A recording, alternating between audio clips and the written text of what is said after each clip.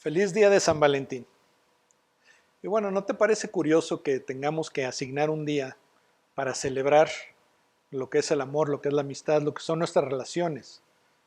Como si fuera algo que se nos olvida los otros 364 días del año o algo que tengamos, necesitemos que alguien nos recuerde. O a lo mejor, siendo un poco cínico acá, todo es cuestión de mercadotecnia para que compremos chocolates y flores y cosas en forma de corazón. Pero la realidad es que creo que todos nosotros disfrutamos, bueno, los que tenemos con quién, el tener este día del amor y la amistad, de poder tener, recordar, celebrar estas relaciones. Y en particular, uno pensaría que sería un día donde se celebra lo que es el matrimonio. Pero la realidad, eh, no sé cuál ha sido tu experiencia. Yo recuerdo que cuando empezaba yo en estas cuestiones y me invitaban a oficiar una boda, para mí era muy emocionante, me encantaba el ver al joven y la joven llegando a ese momento, a esa ceremonia que tanto se había planeado, donde van a unir sus vidas y van a vivir felices para siempre, según las historias que nos cuentan. Pero después de haber visto algunas de estas parejas donde yo oficié en su matrimonio, que terminaron mal, ahora cuando estoy en una boda, dentro de mí me pregunto, ¿la van a hacer? ¿Va a durar este matrimonio? ¿Lo van a disfrutar? Y me doy cuenta que el matrimonio es algo difícil. De hecho, creo que si realmente supiéramos de qué se trata antes de casarnos, el número de personas que se casan sería menor. Pero la realidad es que es algo que seguimos buscando, que de alguna manera somos llevados a buscar. Y lo que quisiera que entendiéramos el día de hoy, algo que es importante que nosotros veamos, es que Dios diseñó el matrimonio para ser vivido en el amor Gesed. Solo cuando lo vivimos de acuerdo a este diseño, lo disfrutaremos realmente. Y aquí lo que es importante que nosotros entendamos es que el matrimonio es idea de Dios y que Dios lo diseñó de la mejor manera que debe vivirse. Es idea de Dios en tanto a que no es una situación que se dio socialmente, que en la evolución de nuestras sociedades fue lo que más convino para poder vivir en comunidad. Mucho menos es algo que los gobiernos desarrollaron para poder regular, proteger, proveer, como quieran, a las parejas que deciden vivir de esta manera.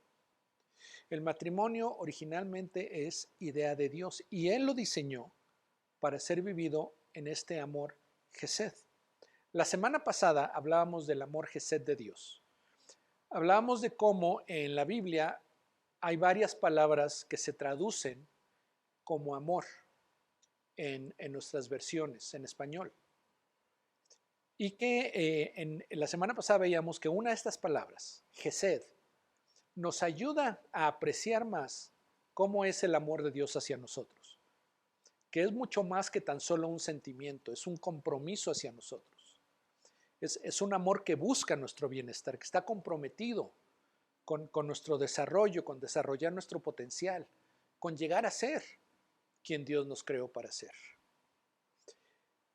Y vemos también que Dios nos pide que amemos de la manera que Él nos ama a nosotros. Obviamente, nosotros vamos a amar de una manera imperfecta, pero podemos enfocarnos, podemos anhelar amar con el mismo amor Gesed que Dios nos ama. Y en particular, esto deberíamos anhelar vivirlo dentro del matrimonio. Vamos a ver tres pasajes el día de hoy, dos que hablan específicamente acerca del matrimonio y uno que habla acerca del amor. Buscando entender un poco más cómo es que Dios diseñó el matrimonio y cómo es que el amor Gesed se expresa en el matrimonio. Y espero que lleguemos a un punto en que tú puedas gozar más tu relación de matrimonio si estás casado o gozarlo cuando llegue el momento en que vivas en una relación de matrimonio. Entonces, primeramente, nos regresamos al principio a Génesis, En el capítulo 2 nos habla de cómo Dios crea al primer hombre, a la primera mujer, a Adán y a Eva. Y dice que después de crear a Eva, la trae al hombre a presentársela. Y la respuesta de Adán es fantástica. Cuando la ve, es como decir, wow, dices que tú sí eres como yo. Como nosotros, sí puede haber algo acá entre nosotros. Y se entusiasma mucho Adán cuando ve a la mujer. Y después viene un comentario de parte de Dios. Dice, por tanto el hombre dejará a su padre y a su madre, y se unirá a su mujer, y serán una sola carne. Y ambos estaban desnudos, el hombre y su mujer, pero no se avergonzaban. Y este es uno de esos pasajes que quizá lo hemos escuchado tanto, que puede llegar el punto en que nos perdemos la profundidad, el significado que tiene. Hay dos cosas que son muy importantes en este pasaje. La primera es ver que el concepto de Dios del matrimonio es que los dos llegarán a ser una sola carne, uno solo. Y esto va mucho más allá de la unidad sexual que se da en la relación de matrimonio. Lo que está diciendo acá es que en el matrimonio, primeramente hay dos individuos separados y en el matrimonio llegan a ser uno solo. Ya no pueden más pensar en términos de dos, ya no pueden más decir, esto es lo mío, esto es lo tuyo, esto me toca a mí, esto te toca a ti, sino que tienen que empezar a pensar en que son uno. Y entonces yo como esposo tengo que entender que todo lo que yo pienso, lo que decido, lo que hago, lo que no hago, lo que sueño, lo que anhelo, todo eso va a impactar a mi esposa. Puede impactar a otros, pero principalmente y de la manera más fuerte a mi esposa. Y la manera como ella vive su vida, la manera como piensa, su manera de ver las cosas me afectan a mí. Y entonces puede haber ahí una tensión, un choque continuo cuando no llegamos a acuerdos. Pero si entendemos nosotros que el diseño de Dios es del matrimonio, es que lleguemos a ser uno, entonces vamos a trabajar para eso, nos vamos a comprometer el uno con el otro para eso, de tal manera que nuestros deseos, nuestros anhelos, nuestro plan de vida sea uno, uno en el que los dos vamos a estar y a llegar siempre juntos. ¿Debo yo de dejar de pensar como esto es algo en lo que me metí y en el momento en que ya no me satisfaga me salgo? Sino este es un compromiso que estoy haciendo con esta otra persona y ya no soy yo nada más. Somos los dos como uno. La segunda parte de este pasaje, que es muy significativa, es cuando dice que ambos estaban desnudos, el hombre y su mujer, pero no se avergonzaban. Y esto es muy significativo porque va a continuar la narrativa bíblica, el capítulo 3 de Génesis, nos va a hablar de la caída, del pecado original de Adán y Eva cuando prueban del fruto. Y si conoces la historia, recordarás que cuando comen del fruto, lo primero que les llama la atención, lo primero que les afecta, es que se dan cuenta de que están desnudos. Y entonces buscan unas hojas para taparse. Y ahí es donde debemos preguntarnos, bueno, ¿taparse de qué o para qué? Porque piénsalo un poco. Toda su vida, Adán ha visto a Eva desnuda. Eva ha visto a Adán desnudo. Dios los ha visto a ellos desnudos. Es más, ni siquiera lo consideraban, no lo pensaban. Su estado natural era el estar desnudos. Y en el momento que son afectados por el pecado, lo primero que quieren hacer es cubrirse, taparse. ¿De qué o por qué? O más bien, ¿de quién? Lo que sucede en ese momento, y la desnudez es una imagen de esto, es que Adán y Eva ya no tienen la confianza total que se tenían el uno al otro antes de la caída.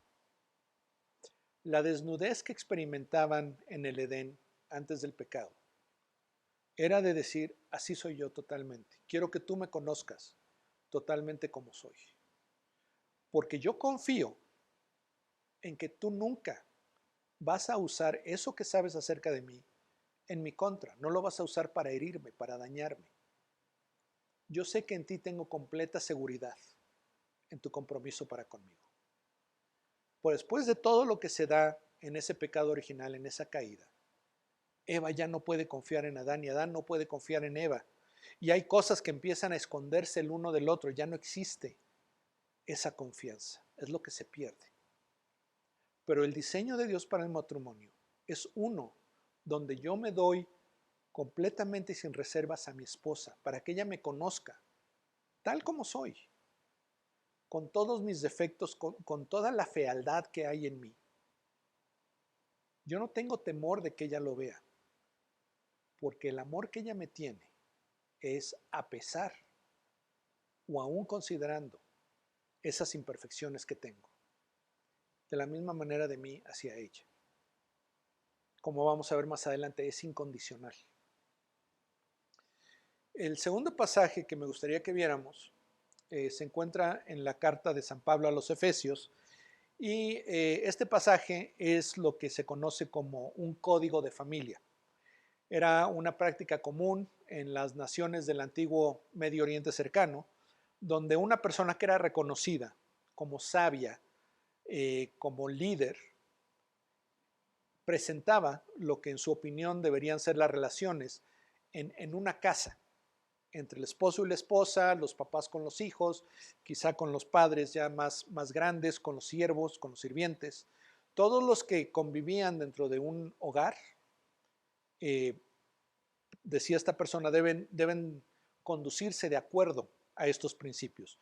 Y en la carta a los Efesios, Pablo presenta un código de familia. Pedro también lo hace en una de sus cartas. Y debemos entender que, como toda escritura, esto es la palabra de Dios.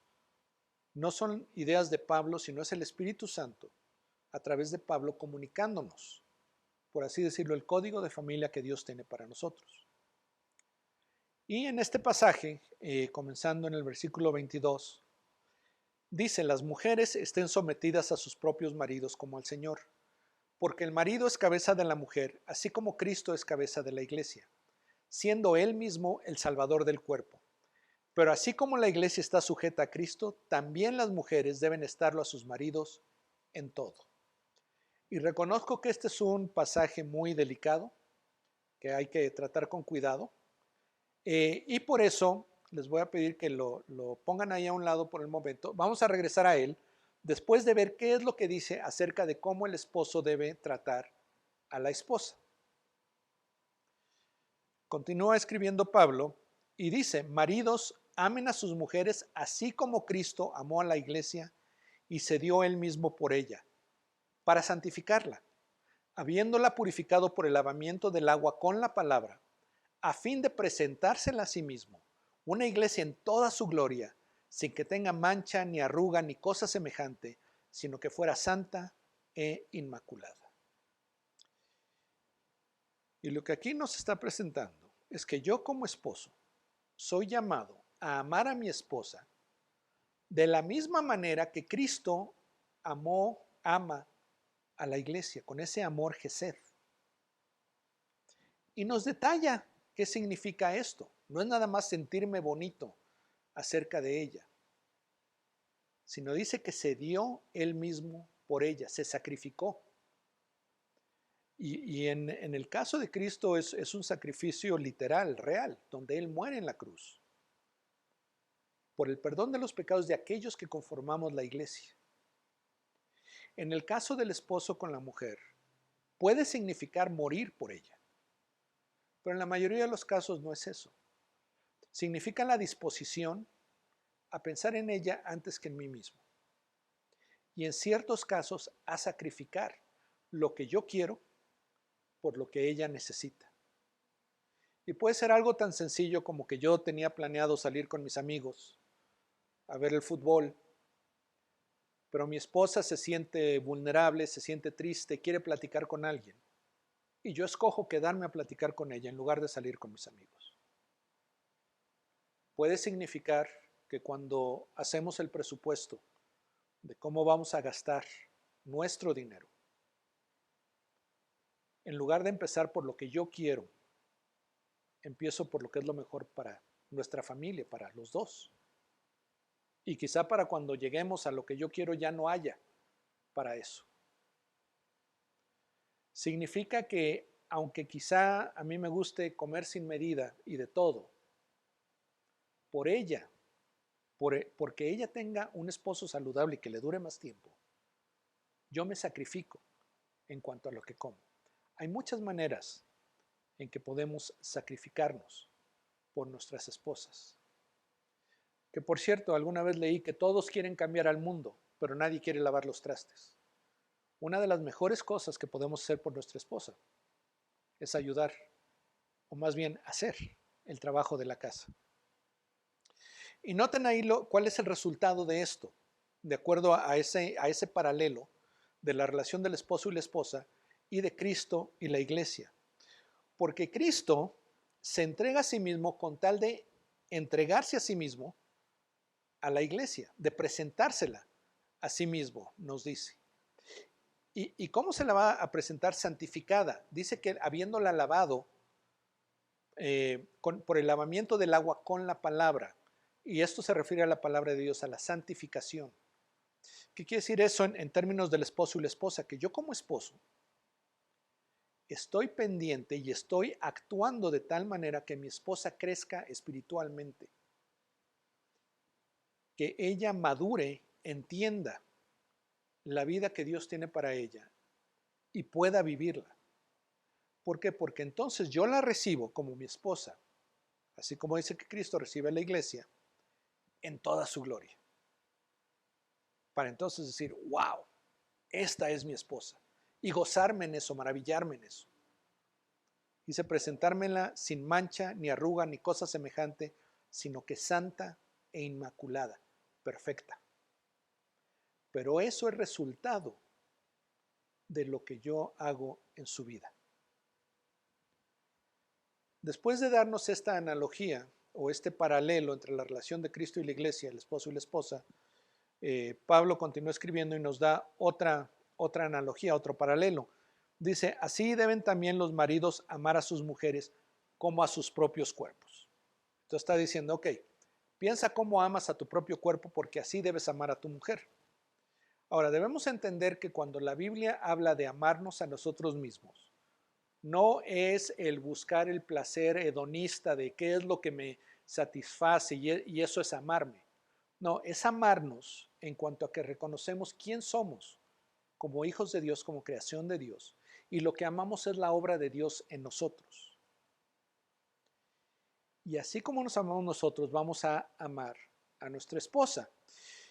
Y lo explica, dice, el que ama a su mujer, a sí mismo se ama, porque nadie aborreció jamás su propio cuerpo, sino que lo sustenta y lo cuida, así como también Cristo a la iglesia, porque somos miembros de su cuerpo. Y ahí donde dice que no aborrecemos a nuestro cuerpo, que amamos a nuestro cuerpo, y por eso lo sustentamos y lo cuidamos. Esas dos palabras, sustentar y cuidar, la primera se refiere a provisión.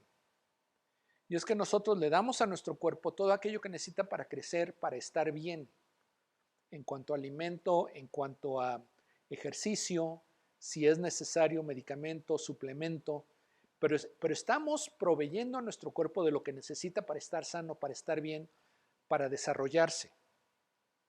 No le damos cosas que le hagan daño. Hoy en día hay mucha discusión de qué vacuna es mejor. No, es que esta tiene estos efectos, esta otra, y no queremos meternos nada que nos vaya a hacer daño. Más bien queremos las cosas que nos van a desarrollar. Que eso de no querer recibir lo que nos hace daño es la segunda parte. Es el cuidar, es el proteger. Es la razón por la cual volteamos a ambos lados antes de cruzar la calle. Y aquí en México, incluso si es una calle de un solo sentido, hay que ver para los dos lados. Queremos proteger a nuestro cuerpo, no queremos que sea dañado. Y cuando hay ese deseo de dañar a tu cuerpo, se reconoce que eso no es correcto, que eso es una aberración. Y entonces, de la misma manera, nos dice aquí la escritura, el esposo debe amar a la esposa. ¿Cómo? Proveyéndole todo lo que necesita para su desarrollo, para alcanzar su potencial, para llegar a ser la mujer que Dios la creó para ser. Y protegiéndola de aquello que le haga daño. Y aquí esto es algo a considerar. Pero ¿cuántas veces es el esposo el que más daño le puede causar a su esposa.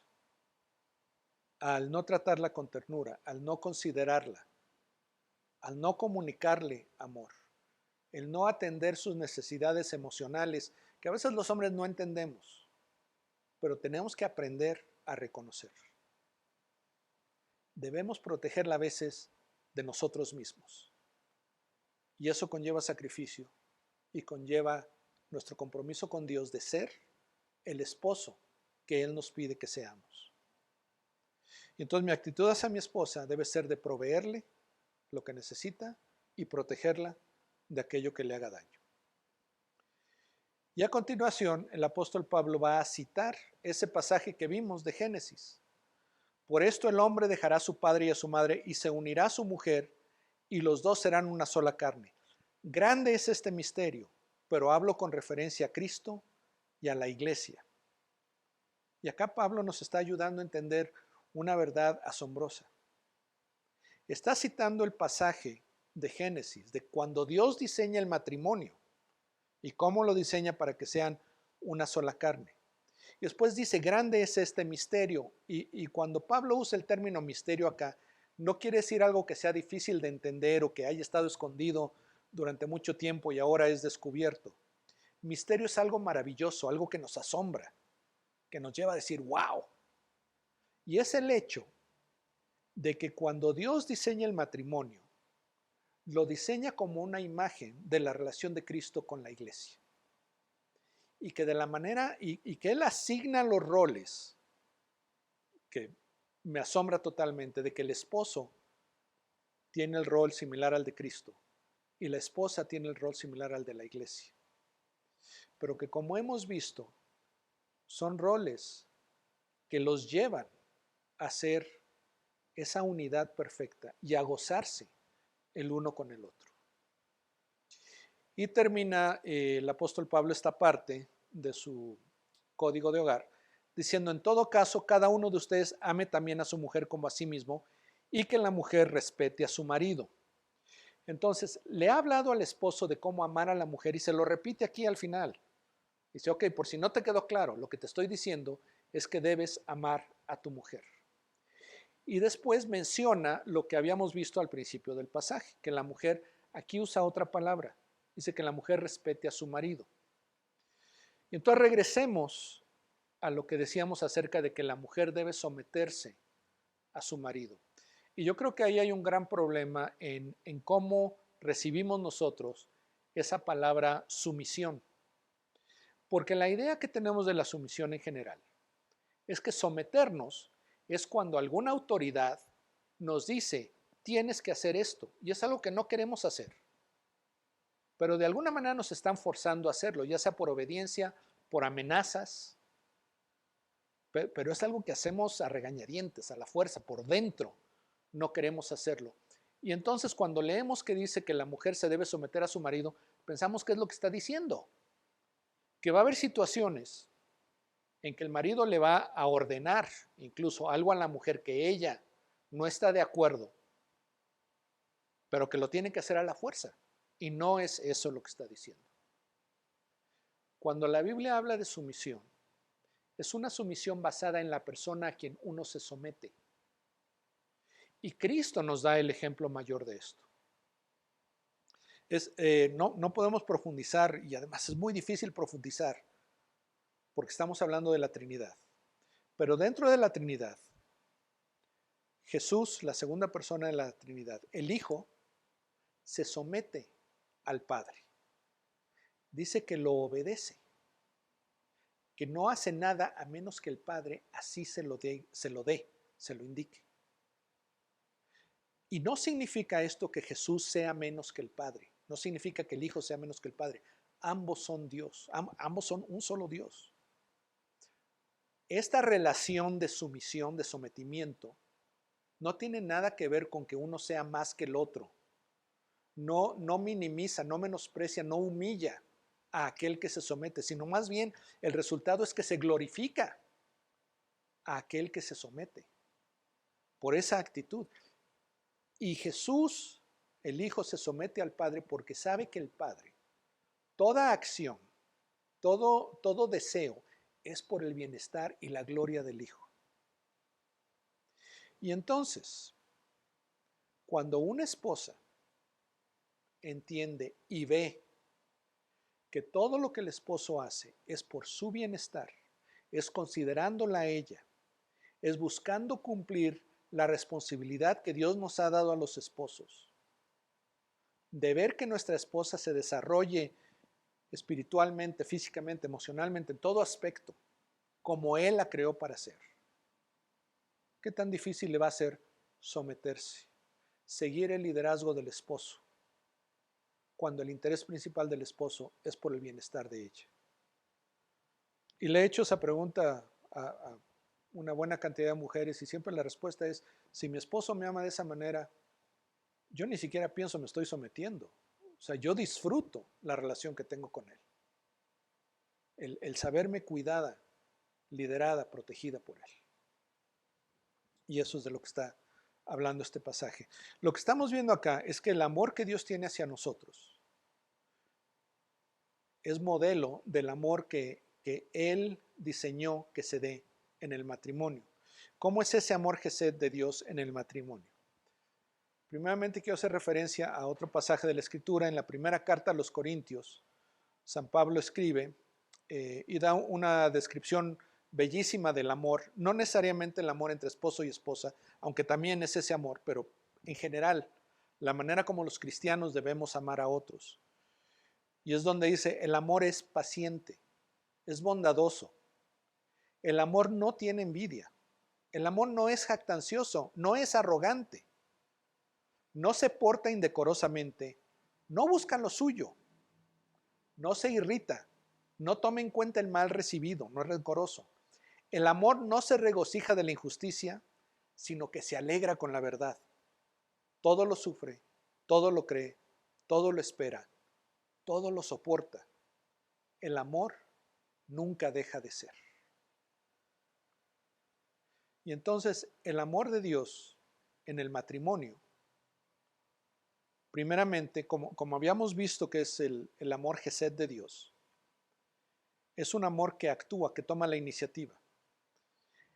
Eso quiere decir que yo no me espero a ver cómo me va a tratar mi esposa, cómo se va a comportar mi esposa, cómo va a tener la casa mi esposa para entonces decidir amarla o hacer algo amoroso por ella, sino que yo continuamente estoy pensando cuál es la mejor manera de mostrarle amor a mi esposa y actúo, independientemente de lo que ella haga o deje de hacer. También vemos que el amor Gesed de Dios en el matrimonio es fiel. Se basa en un compromiso, en un pacto, y por lo tanto es confiable. Y por cierto, de eso se tratan las bodas. Las bodas sí son una celebración, pero van mucho más allá de una celebración. Cuando yo soy invitado a una boda, yo soy testigo de lo que se están prometiendo el uno al otro, del pacto que están estableciendo el uno al otro ante Dios. Y esas promesas que desafortunadamente se toman muy a la ligera, son muy serias. Y yo como testigo de esa boda estoy adquiriendo la responsabilidad de ayudar a esta pareja a cumplir los votos que se hicieron. Y ellos deben vivir con la conciencia de que Dios, de que lo presentaron ante Dios y que se someten a la autoridad de Dios para cumplir esos votos, esas promesas que se hacen el uno al otro. El resultado de ver esta ceremonia, este establecimiento de pacto de esa manera, es que entonces yo descanso en la seguridad de que mi esposa toma en serio las promesas que me hizo y va a buscar cumplirlas. Y entonces yo no me angustio, yo no temo de que su amor por mí, su amor Gesed, se vaya a acabar, porque no es un amor producto de los sentimientos, es un amor producto del compromiso que ella tiene para conmigo. El amor Gesed de Dios en el matrimonio es incondicional, es inmerecido, es misericordioso y compasivo. Y nuevamente esto se refiere en mi relación con mi esposa, en la relación del matrimonio, que el amor y las muestras de amor no están condicionadas a lo que la otra persona haga o deje de hacer, no es en respuesta a lo que haga la otra persona, si no es por amor?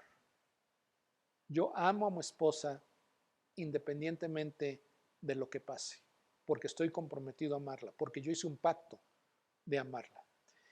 Y eso me va a llevar a actuar en misericordia y compasión con ella, como ella lo hace conmigo.